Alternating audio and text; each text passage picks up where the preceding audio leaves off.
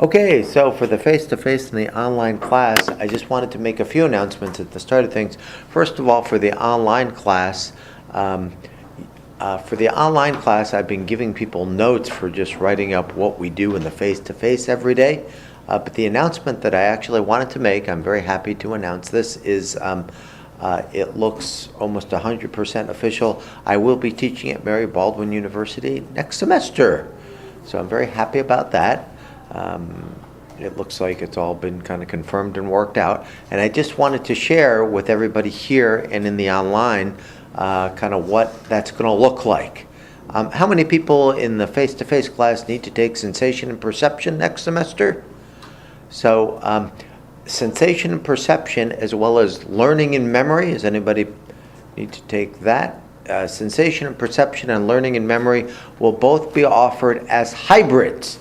I'll only be here physically once a week teaching that. And I wanted to kind of go over those two classes as well as the other classes I'll be offering next semester. And you don't really have to take notes on this. You can just know it.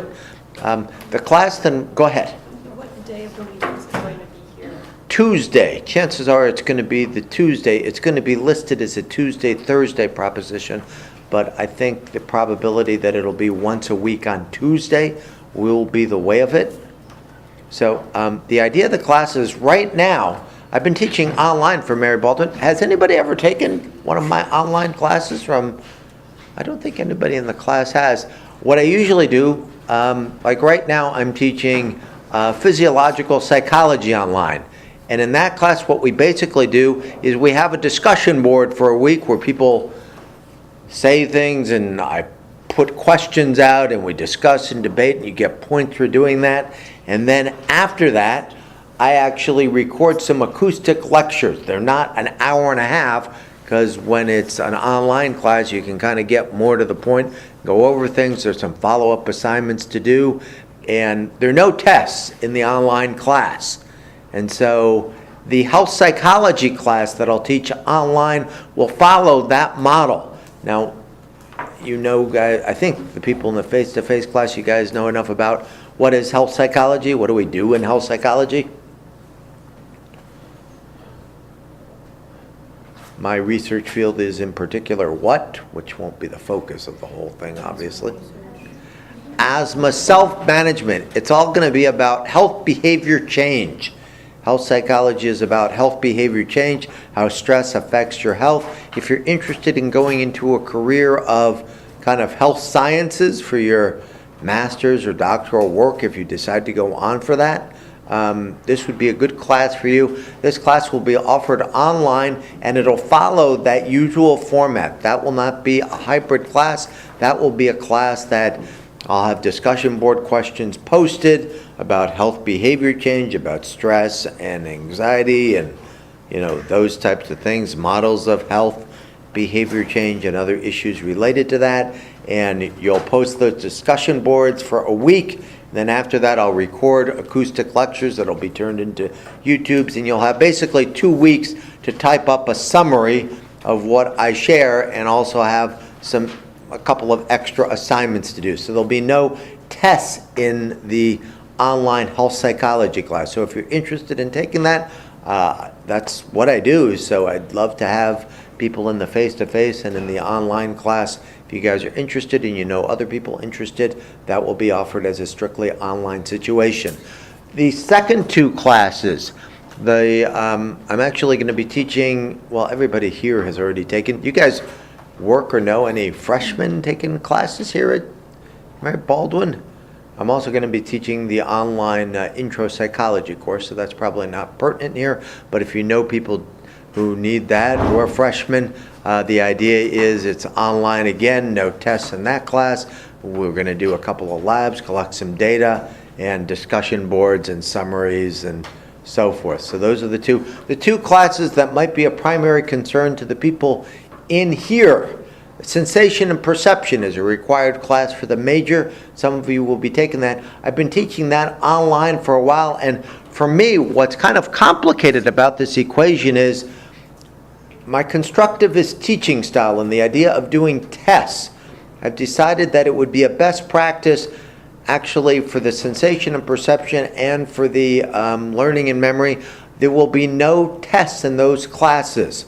I will be here once a week. It'll follow much more the model of kind of online based with one face-to-face class each week, and then from that face-to-face class you'll type up, not notes. For the online class right now I have them just type up the notes from the class or class participation, but a detailed outline of what we talk about and what we cover, plus some other extra online activities to do. I will record acoustic YouTube things and you'll have to listen to those. So those will follow much more in the online fashion. Those classes will be offered, it looks like right now, probably on Tuesday at the scheduled times they are.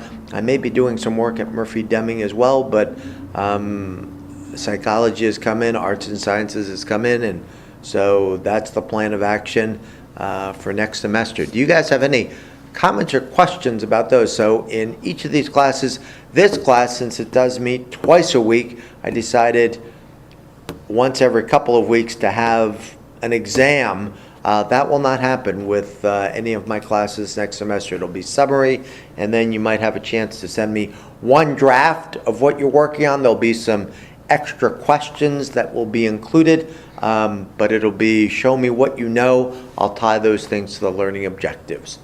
Any comments or questions about that?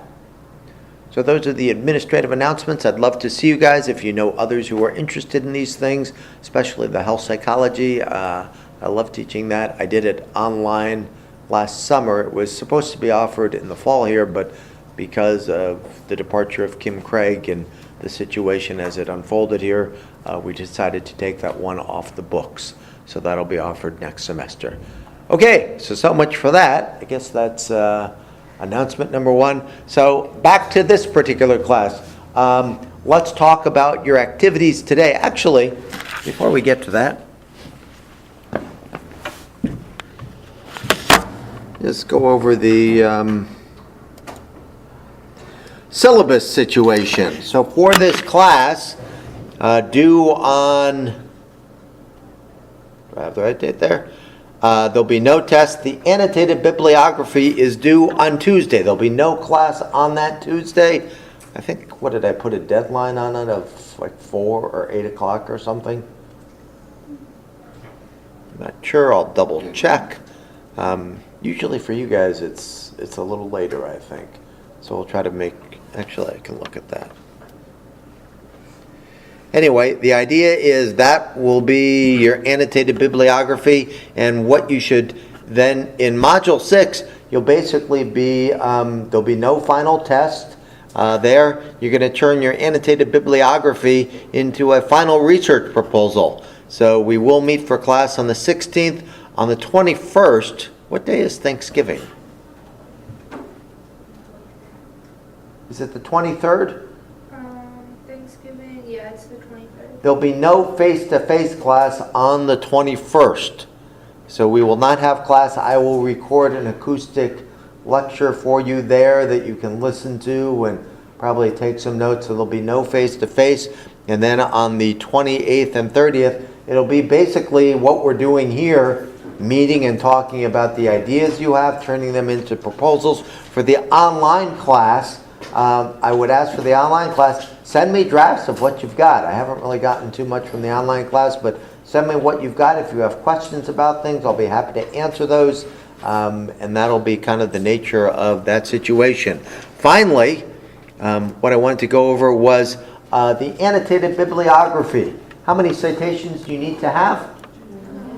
9. What are the criteria that will be used to grade and assess these products? By the way, I like the Ohio State shirt. Thank you. Go Bucks. I went to Ohio State. Do you guys remember what the criteria are for grading these annotated bibliographies? Maybe back on the home page. It's like the summary and then the critique. Yeah. If we look on the November 2nd agenda, the summary. So how well do you summarize the articles? You don't need to go into a great deal of depth with them. What did they do and what did they find? Basic idea. Then the analysis, critiquing. This was strong, this was weak, this could have been done better.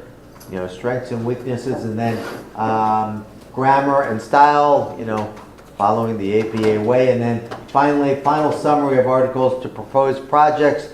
Not all of your articles have to cover all realms of your topic. You can say, well, from the first few articles, we learned that PTSD is X, Y, and Z. This ties to my probable proposed project in this way. Got some ideas from, these articles contributed in this way, the final project. And you won't go into a lot of detail on what your final project is because that'll be kind of the last unit. But tie those articles into the proposed project you're going to do for the last unit.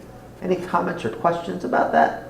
Go ahead, please. Do we need to use a definitive article in our annotated bibliography? Say again? Do we need to have a definitive article? Like an article defining what our topic is?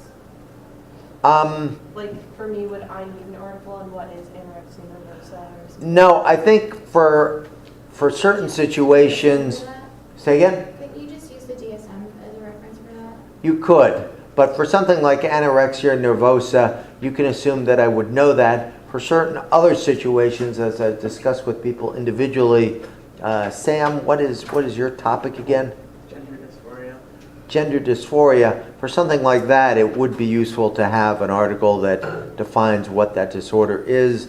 Anorexia, pretty familiar with, so you probably wouldn't need to use it. But if you wanted to have one of your articles have that as the, what is it, you could. It's really up to you.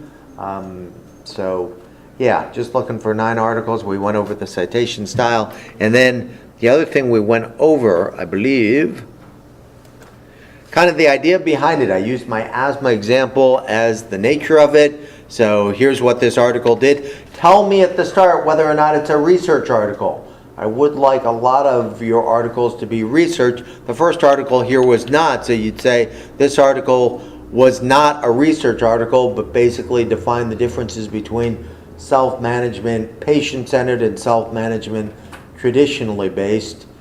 This was very important for me. I say what they did and kind of what they described and then go into the analysis.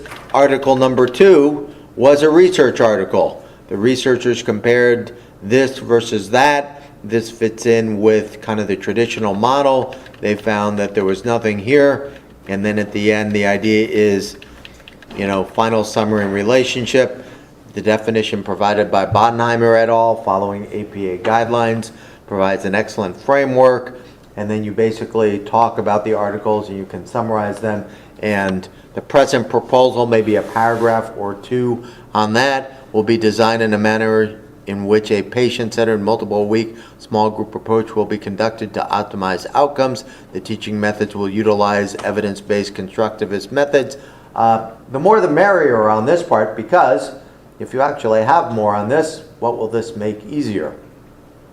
The last unit, technically, but really looking for kind of a paragraph or 2 kind of summarizing things on what your idea is for your proposed project, because that's what we'll go into in Module 6. If you guys have any comments or questions about the nature of things, go ahead. When we're summarizing the articles, do we have to state every single finding or just the findings that relate to ours? That's a good question. Don't summarize every single finding. Summarize things that are relevant to you. In these 2 articles, I pointed out things that were important to my proposed project. So definitely don't say everything they found. Summarize what's important as it's relevant to yours. What did they do and what did they find? So that's a good question to ask. Other questions or comments about things? So for the face-to-face class today, at this point in time, I'm going to ask that you work on these things, and I'm going to kind of ask you to come up and talk to me about where you're at with this and how I can help you with this. These will be due on Tuesday. We'll meet for class next Thursday, and we'll start talking about proposal writing at that point in time and how that is done. For the online class, you won't take any notes. The difference, and once again going back to how I'm going to be teaching next semester, for the online class this semester, I had them take notes for class participation. They were just notes. When you do it for me next semester, if you're in one of the hybrid classes, it won't be notes. It'll be kind of a structured outline with details, that it's going to look organized and so forth as you go about doing things for sensation and perception, for health psychology, and for the learning and memory class. So that'll close it up, I think, for what I have to say for the online class. If you guys have any questions, let me know. And how long did we go on here? We went on for a few minutes, but that does